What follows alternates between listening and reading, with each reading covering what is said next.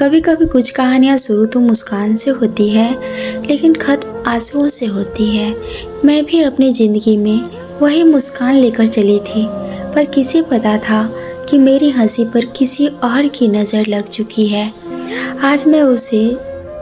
आज मैं बस उसके लिखे हुए आखिरी शब्द पढ़ रही हूँ, उसकी लिखी हुई चिट्ठी जो उसने भेजी तो थी, पर मेरे हाथों में पहुँचने में बहुत देर हो गई। वो मेरी ज़िंदगी में बिल्कुल अचानक आया था, जैसे बारिश की पहली बूंद, धीमी पर दिल को भिगो देने वाली। उसने पहली बार मुझसे कहा था, तुम हंसती हो ना, लगता है कोई भगवान से लड़कर ये हंसी चुरा लिया है। मुझे अच्छा तो लगा, पर मैं उसे नज़रअंदाज करती रही, क्योंकि मैं किसी भी रिश्ते में पर्दा नहीं चाहती थी।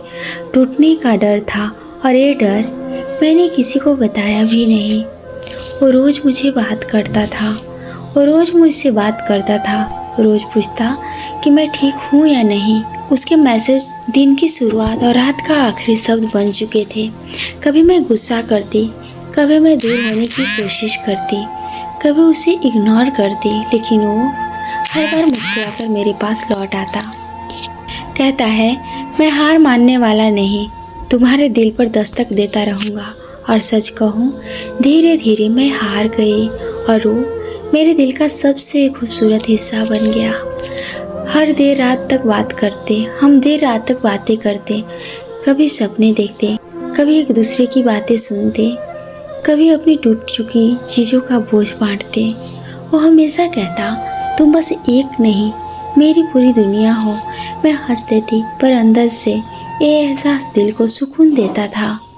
हम दोनों ने साथ बैठकर बहुत सारी छोटी छोटी खुशियाँ बांटी, जैसे कॉफ़ी की चुस्की, बरसात में भीगना, लंबी सड़कों पर बातें करना। और तब मुझे समझ आया कि प्यार डर नहीं देता, प्यार तो डर को मिटा देता है। लेकिन खुशियों का क्या है, ये कभी भी ख़त्म हो सकती है। उस दिन वो मिलने आया था, पर वो हंस नहीं रहा था, उसकी आंखें थकी हुई थी। मैंने पूछा, सब ठीक है ना? उसने कहा, हाँ सब ठीक है, बस थोड़ा स्ट्रेस है। पर सच ये था कि उसके अंदर कुछ टूट रहा था, कुछ बड़ा, जो मुझे नहीं बता रहा था।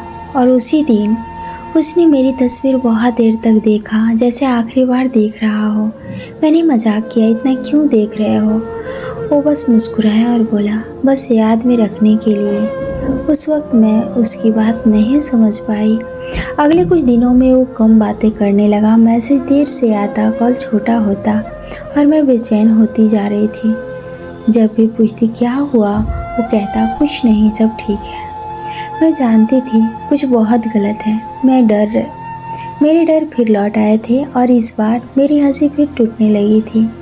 एक रात एक अनजान नंबर से कॉल आया, आवाज़ बहुत भारी थी। क्या आप उसे जानती थी? वो अब हमारे बीच नहीं है। मेरे हाथ से फ़ोन गिर गया, सांसें जैसे बंद सी हो गई, दुनिया रुकी हुई सी लगने लगी। उस आदमी ने बताया, वो कई महीनों से बीमारी से लड़ रहा था। मुझसे इसलिए छुपाया क्योंकि उसे पता था कि मैं टूट जाऊंगी।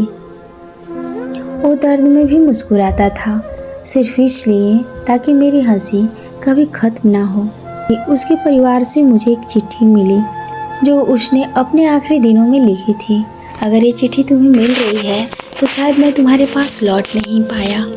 मैं बस इतना कहना चाहता था कि तुम मेरी सबसे खूबसूरत याद हो। अगर कभी बारिश हो तो समझना मैं तुम्हारे पास हूँ। तुम्हारी हंसी मेरी आखिरी ख्वाहिश थी, इसे कभी मत खोना।